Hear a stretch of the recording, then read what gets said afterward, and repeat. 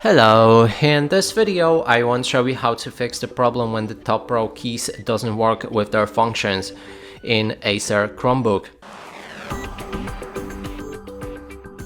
To do this, first we'll need to open our launcher, then navigate to the settings, and in the meantime I can show you that my keys doesn't work.